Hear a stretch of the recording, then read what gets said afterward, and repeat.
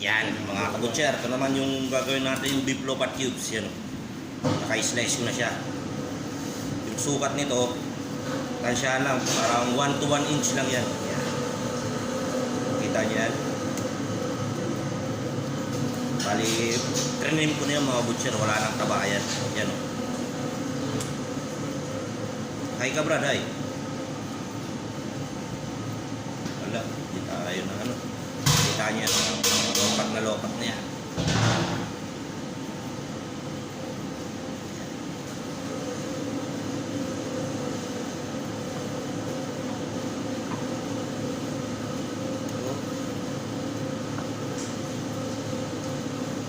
Medyo malaki yung cubes namin dito mga butcher.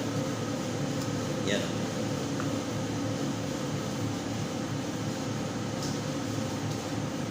Yan. Kita nyo? Ganda. Yan. Kita nyo yan.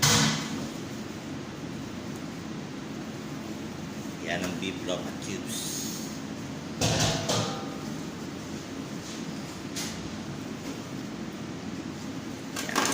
Sariwa mga kabutcher, napakagandang klase. Kita nyo yan, ganda,